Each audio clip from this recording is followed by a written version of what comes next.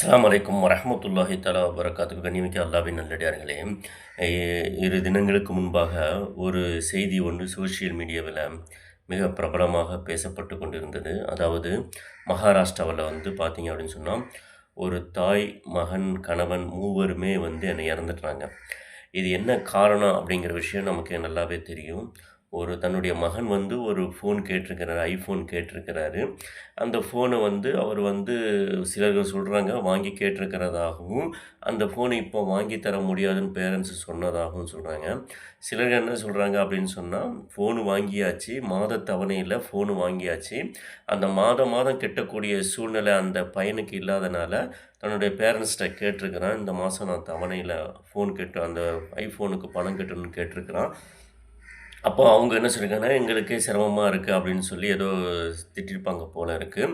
இதற்காக வேண்டி அந்த பையன் என்ன செய்றான், மலை உச்சி மேல நின்னுகிட்டு, தற்கொலை பண்ணிக்க போறேன் அப்படின்னு சொல்லி பயமுறுத்துறான்.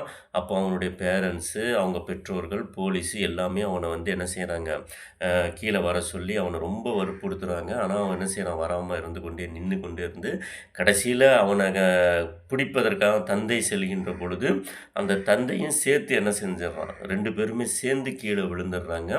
அடுத்த பார்த்த அந்த தாயும் மேலேருந்து கீழ விழுந்து இறந்துடுறாங்க. அப்போ 3 பேருமே இந்த சூழ்நிலையில இறந்து விட்டாங்க. இது எதற்காக சொல்றேன்னு சொன்னா, இன்றைய கால குழந்தைங்க எத கேட்டாலும் வாங்கி கொடுத்து, வாங்கி கொடுத்து சிறு வயதிலிருந்தே நம்ம பழக்கிறதுனால தான்.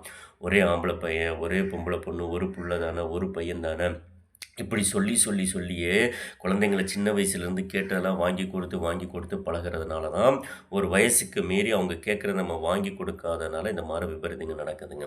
கண்ணியமிக்க அல்லாஹ்வின் நல்லடியார்களே, தயவு செய்து குழந்தைங்களுக்கு படிக்கிறாங்க, நல்லா படிக்கிறனால வேலைக்கு போகிறாங்கங்கிறதுக்காக என்ன செய்யாதீங்க, கேட்குறதெல்லாம் வாங்கி கொடுக்காதீங்க. அதிலும் குறிப்பாக பெண்கள் தான் இந்த விஷயத்தில் ரொம்ப தவறு செய்கிறாங்க.